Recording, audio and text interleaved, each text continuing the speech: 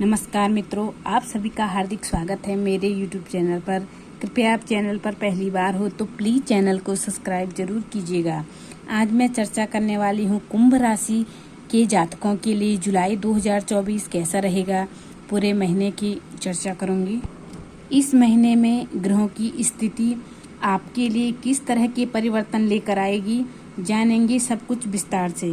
जुलाई महीने की मैं बात कर रही हूँ 1 जुलाई से 31 जुलाई तक। इस महीने में जो आपका कार्य क्षेत्र है, आपका आर्थिक स्थिति है, स्वास्थ्य है, प्रेमी जीवन हो गया, वैवाहिक जीवन हो गया, पारिवारिक जीवन हो गया, इन सभी चीज़ों में कई बड़े बदलाव देखने को मिलेंगे। तो यहाँ हम शुरुआत करेंगे आपके कार्य क्षेत्र से। आपके कैरियर के बारे में सबसे पहले बात कर लेते हैं।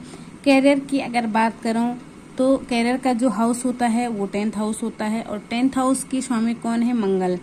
और मंगल देव कहाँ है? मंगल बैठे हैं अपनी राशि में, खुद की स्वग्रही होकर आपके तीसरे भाव में विराजमान है। आपके लिए मंगल का करियर के भाव में अपने ही घर में होना एक अच्छी परिस्थिति से आपको अवगत कराएगा। नौकरी करने वाले लोगों के लिए इस महीने की जो शुरुआत है वो बहुत अच्छी रहेगी, बेहद शुभ, बहुत अच्छी रहने वाली है। और मंगल की तीसरे भाव में बैठने के कारण आपकी परिस्थितियाँ अच्छी रहेगी। यहाँ तक कि आप जहाँ पर आपका वर्क प्लेस है, जहाँ पर आप काम करते हैं, वहाँ आपके जो काम करने वाले जातक हैं, यानी कि आपके जो सहयोगी हैं, वो आपके साथ बॉन्डिंग बहुत अच्छी बनाकर चलेंगे। उनका जो व्यवहार होगा वो बहुत सहयोग करने वाला होगा, यानी कि आपको अगर आवश्यकता होगी उनका सहयोग आपको मिल जाएगा।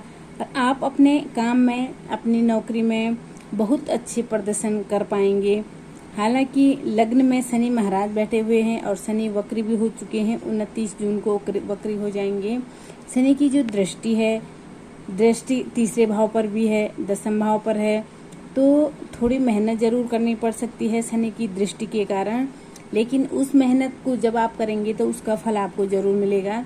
तो मेहनत से आप पीछे कभी ना हटें। मेहनत आपके लिए बेहद ज़रूरी भी है। शनि लग्न में है तो आप अपने किसी भी सहकर्मी से किसी भी तरह के ऐसे शब्दों का प्रयोग न करें जिसकी वजह से आप दोनों के बीच में कटुता आए।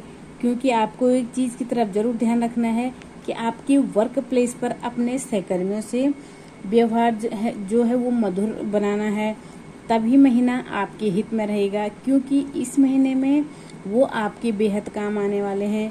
महीने की शुरुआत में बुध महाराज आपके 6वें भाव में विराजमान रहेंगे। 6वां भाव कौन सा है? रोग, ऋण और रिपु का है और सेवा का भी है। नौकरी का भाव भी कह सकते हैं इसको। तो नौकरी की स्थिति को बहुत अच्छा बनाएंगे। आपकी शिक्षा में आपकी, और जो देवगुरु बृहस्पति आपके 4थे भाव में बैठे हैं और मंगल आपके 10वें भाव में पूर्ण दृष्टि डाल रहे हैं। 4थे भाव में गुरु बृहस्पति बैठे हैं, उनकी सीधी दृष्टि भी आपके 10वें भाव पर रहेगी। इससे क्या होगा कि आपकी स्थितियाँ अच्छी बन जाएगी। गुरु शुभ ग्रह है, मंगल पापी ग्रह है, लेकिन जब दृष्टि है तो मंगल का प्रभाव ज़्यादा रहेगा। अब इस महीने के उत्तरार्ध में क्या होगा कि सूर्य का राशि परिवर्तन होगा। सूर्य चंद्र की राशि कर्क राशि में प्रवेश कर जाएंगे आपकी 6ठे भाव में, और शुक्र भी आपके 6ठे भाव में आ जाएंगे, और मंगल आ जाएंगे आपके 4थे भाव में। तब चीज़ें क्या होगी कि थोड़ा सा आपको ध्यान रखना होगा अपने काम पर, क्योंकि 6वें भाव पर सूर्य और शुक्र का आना, मंगल का 4थे घर में आ जाना, हालांकि सीधी दृष्टि से तो वो आपके कैरियर भाव को देखेंगे, पर फिर भी जो नौकरी करने वाले जातक है उनके लिए प्रबल स्थितियां बन जाएगी। परंतु सूर्य शुक्र का 6वें भाव में आने से थोड़ा सा आपको ध्यान जरूर रखना होगा। अगर व्यापार करने वाले लोगों की व्यापार बात करूं तो शनि पूरे माह आपकी लग्न में विराजमान है और सप्तम दृष्टि आपके 7वें भाव पर रहेंगे। वो वक्री भी है, इसमें व्यापारियों के लिए अच्छा है। जो ग्रह वक्री होता है वो बहुत ज़्यादा बलवान हो जाता है, तो व्यापार करने वाले लोगों के लिए उन्नति की राह रहेगी। क्योंकि 7वां भाव कौन है? व्यापार का भाव है। आपको अपने कुछ कामकाज से जुड़े कुछ कठिन निर्णय जरूर लेने पड़ सकते हैं। इस दौरान मेहनत भी ज़्यादा करनी पड़ सकती है। इस दौरान 7वें भाव के स्वामी सूर्य महाराज हैं, जो महीने के पूर्वार्ध में 5वें भाव में, और शुक्र भी साथ में होंगे, फिर 6ठे में चले जाएंगे। आपकी एनर्जी को बढ़ाएंगे, व्यापार को उन्नति देंगे, सरकारी क्षेत्र से आपको लाभ देंगे, व्यापार में अच्छी उन्नति देखने को मिलेगी। और जब आपके 6 हाउस में जाएंगे तो तब कुछ बड़े निवेश कर सकते हैं आप। अब इस राशि के जातकों के लिए एक अच्छा योग है। 16 जुलाई के बाद आपके लिए अच्छा है, विदेश जाने के योग बन सकते हैं। 12 जुलाई को मंगल चौथे भाव में आ जाएंगे, तीसरे भाव से निकलकर चौथे भाव में गुरु भी है, तो गुरु और मंगल की युति होगी तो अच्छी होगी। जो मंगल की चौथी दृष्टि है सप्तम भाव को देखेंगे तो मंगल व्यापार के लिए अच्छा है, आपकी उन्नति अच्छी हो सकती है। साझेदारी में व्यापार करते हैं तो साझेदार पर व्यापार भरोसा रखना होगा। व्यापारियों के लिए ये महीना बहुत अच्छा रहने वाला है, आपके लिए उन्नति देने वाला है। अब आपकी आर्थिक स्थिति की बात कर लें, वित्तीय स्थिति, फाइनेंस कंडेंस आपकी कैसे रहेगी। फाइनल कंडेंस यानी कि आपका एकादश भाव से देखा जाएगा, जिसके स्वामी होते हैं देवगुरु बृहस्पति, जो चौथे भाव में बैठे हैं। सुख का भाव, धन का भाव, चल अचल संपत्ति का भाव, चल अचल संपत्ति की प्राप्ति का योग, घर में खुशियां रहेगी, खुशियां आएगी। ये गुरु का बड़ा संयोग, बहुत अच्छा संयोग बनेगा। सूर्य और शुक्र एक साथ आपके एकादश भाव में दृष्टि डालेंगे, जिससे आमदनी में अच्छी बढ़ोतरी होगी और पैसों की दिक्कत नहीं रहेगी। आमदनी में बढ़ोतरी होगी। खर्च, बस आपको खर्चों पर थोड़ा कंट्रोल करना पड़ेगा। राहु महाराज दूसरे भाव में है तो पूरे महीने यहीं रहेंगे। धन की प्राप्ति तो कराएंगे, लेकिन धन को संचित नहीं होने देंगे, उसी की तरफ आपको ध्यान देना है। धन का सदुपयोग करना है, कौन सा खर्च कहाँ करना है इसका ध्यान देना है।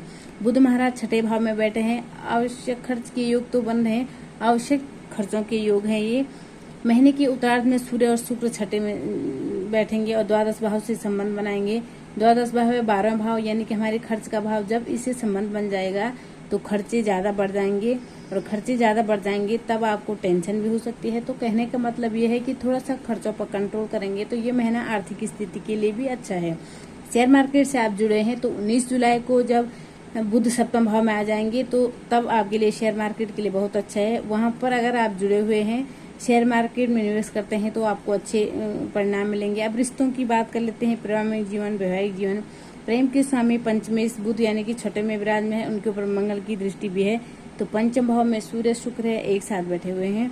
तो यहाँ अच्छी स्थितियां तो रहेंगी, एक दूसरे के साथ अच्छा समय भी बिताएंगे, लेकिन अहम का टकराव हो सकता है, दोनों के बीच में अहम आ सकती है, छोटी मोटी नोकझोंक हो सकती है। छोटी मोटी नोकझोंक को छोड़ दे तो तब ठीक रहेगा, आपको अहम को त्यागना पड़ेगा।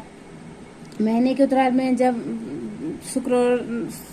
शुक्र और सूर्य छठे भाव में आ जाएंगे तब आप एक दूसरे की बातों को समझेंगे।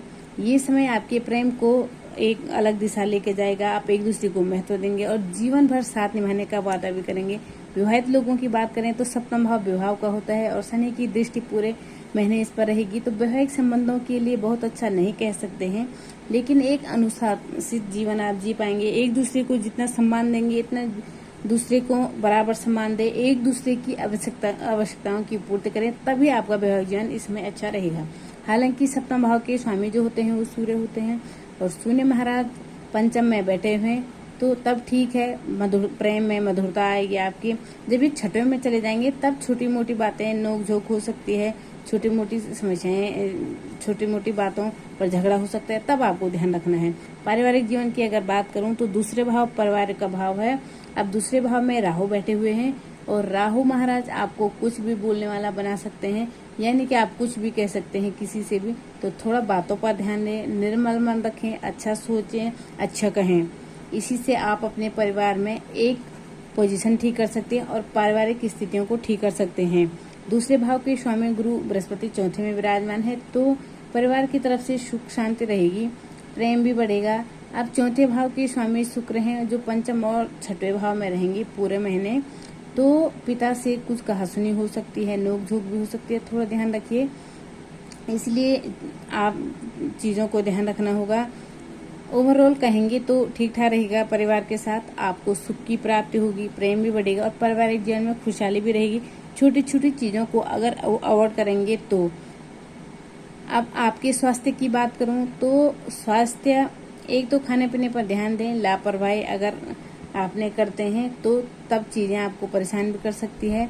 तो थोड़ा सा गले संबंधी परेशानी, कंधे पर समस्या परेशानी हो, सर्दी जुकाम, कंधों में दर्द हो सकता है, जिन पर आपको ध्यान देने की आवश्यकता है। अब बात करेंगे शिक्षा की, यानी कि स्टूडेंट्स के लिए ये समय कैसा रहेगा। तो देखिए, स्टूडेंट्स के लिए इस महीने की अगर बात करें तो ठीक ठाक रहने वाला है। शनि अच्छी पोजीशन में है, गुरु अच्छी पोजीशन में है, अच्छा रिजल्ट देंगे।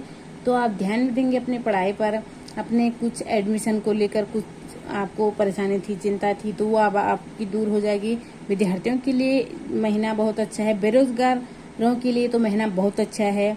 अब इस महीने के उपाय की बात करते हैं। सबसे पहला उपाय, शनिवार के दिन शनि चालीसा का पाठ जरूर करें और चींटियों को आटा की गोलियां दें और मीठा लेकर उसमें गोली बना लें और चींटियों को खिलाना शुरू करें, आपके लिए बहुत अच्छा रहेगा।